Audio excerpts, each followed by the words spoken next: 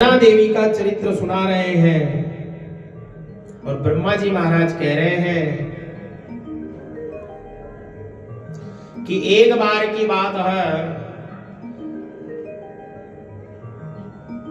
कि दक्ष के 60 कन्याओं में, दक्ष क्या है? दक्ष एक पद का नाम है महाराज। दक्ष एक पद का नाम होता है। इंद्र क्या है महाराज? एक पद का नाम है महाराज। ऐसे ही दक्ष एक पद का नाम है। तो जब राजा दक्ष हुए, उनके कन्या हुई 60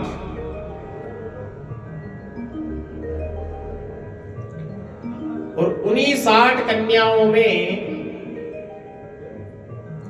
एक का नाम स्वधा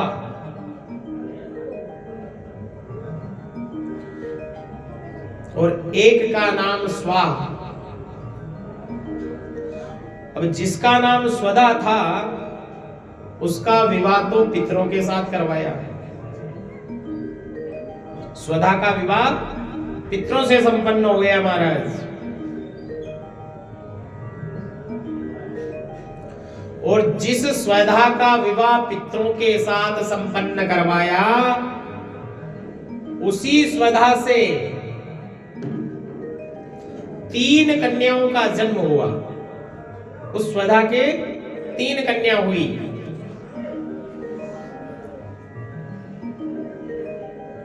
पहली कन्या है मेना,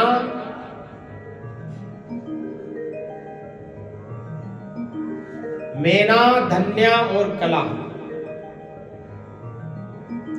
ये 3 कन्या हुई स्वधा के। और इन 3 कन्याओं का नाम अगर हम प्रातः काल लेवें, श्री शिव महापुराण कह रही है, मेना, धन्या और कला, ये 3 कन्या हैं स्वधा की। और इन 3 कन्याओं का नाम हम अगर प्रातः काल लेते हैं तो शास्त्र कहता है मन, काया, वचन से किए हुए पाप नष्ट हो जाते हैं महाराज, केवल इनका नाम लेने मात्र से। और सभी कामनाएं पूर्ण होती है। एक बार की बात है कि तीनों बहनें श्वेत द्वीप पर भगवान शिव का यानी भगवान विष्णु का दर्शन पाने के लिए गई।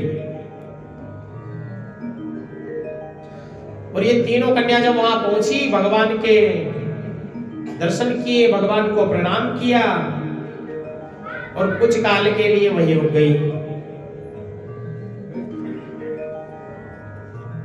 और उस श्वेत द्वीप पर एक बहुत बड़ा संत समाज एकत्रित हुआ महाराज। और उसी अवसर पर जब सब संत समाज एकत्रित हो रहा है, उसी अवसर पर सनक सनंदन सनत कुमार उस श्वेत द्वीप पर आते हैं। और जैसे ही श्वेत द्वीप पर सनक सनंदन सनत कुमार आते हैं, बाकी संत महात्मा सब खड़े होकर के उनका आदर भाव करते हैं। अब ये तो तीनों कन्या रह गई। और जब सनत सनंदन सनत कुमार प्रवेश कर रहे थे, तब ये तीनों कन्याएं उनके आदर भाव के लिए खड़ी नहीं हुई महाराज। ये बेटी की बेटी रह गई और महात्मा जी का अंदर पदार्पण हो रहा है।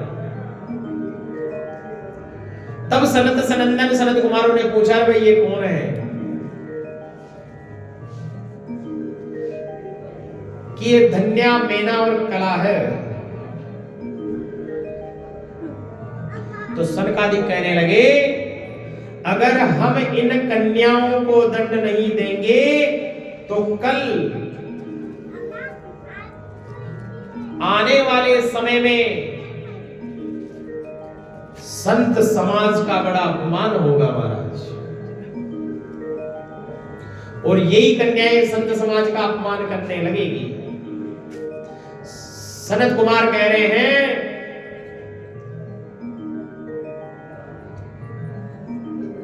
सनत कुमारों ने तीनों कन्याओं को श्राप दे दिया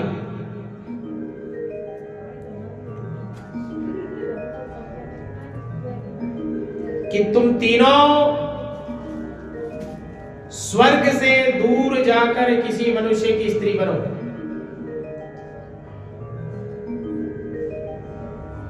और तीनों कन्याएं सनक सनंदन संत कुमार के सामने खड़ी है, हाथ जोड़े हुए क्षमा प्रार्थना और कर रही है। कन्या कहने लगी, महाराज हमारा ऐसा कोई भाव नहीं था कि हम आपको देखकर खड़े नहीं हुए। हमारा भाव ऐसा नहीं था कि हम आपको अपमान करना चाहते थे, पर हमारी समझ से यह सब परे था। क्योंकि हमें पता नहीं कि कभी कोई संत महापुरुष आता है तो खड़े होकर अभिवादन करना चाहिए, हमें पता नहीं था, इसलिए आप हमें क्षमा करो। तब सनक नंदन कहने लगे कि देवियों, जो वचन मुख से निकल गया कि तुम जाओ स्वर्ग से कहीं दूर जाकर किसी मनुष्य की पत्नी बनो। तब सनक सनंदन सनत कुमार कहने लगे, थोड़ी कृपा कर सकता हूं कि तुम स्वर्ग से जाओ पर किसी साधारण मनुष्य की पत्नी नहीं बनोगी। कोई दिव्य पुरुष होगा, उन्हीं की अर्धांगिनी तुम्हें बनने का सौभाग्य मिलेगा, जाओ।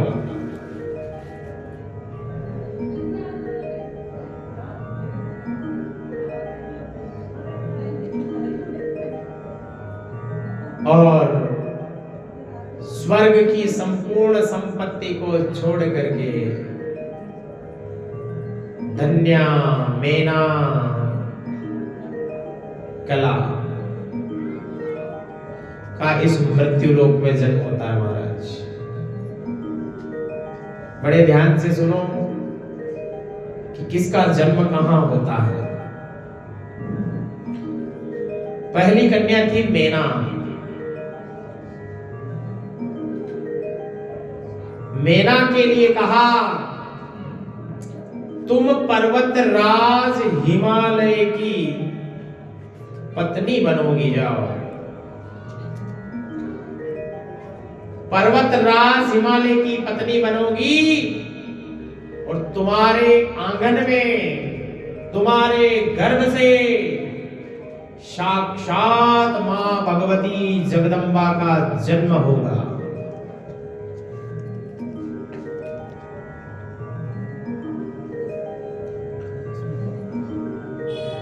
ऐसा जो है सनत कुमारों ने कहा। दूसरी कन्या धन्या। धन्या के लिए कहा, तुम राजा शीर ध्वज के जनक की पत्नी बनोगी। राजा शीर ध्वज के जनक पत्नी बनोगी। और जब तुम जनक पत्नी बनने का सौभाग्य तुम्हें मिलेगा, तब तुम्हारे ही गर्भ से साक्षात भगवती जगदम्बा मां सीता के रूप में जन्म होगा।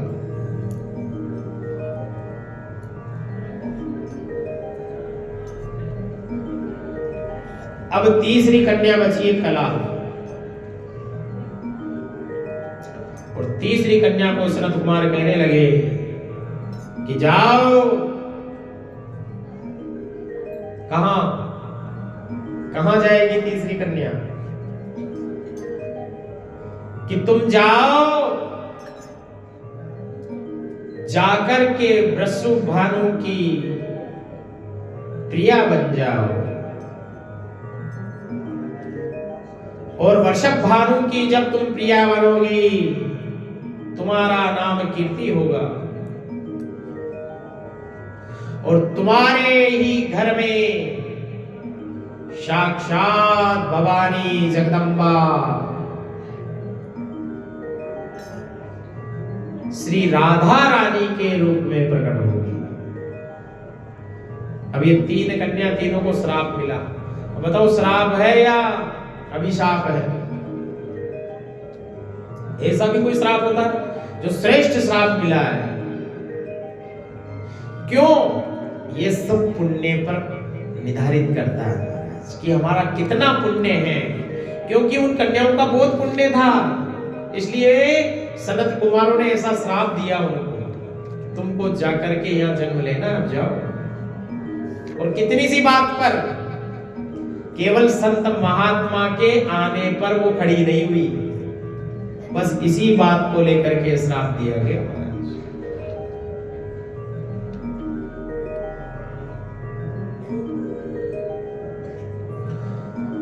इस प्रकार चर्चा चलती रही और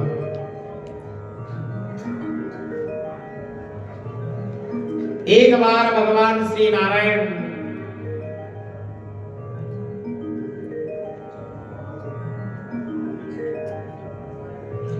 और जगत पिता ब्रह्मा नारायण को लेकर के हिमालय पहुंचे महाराज,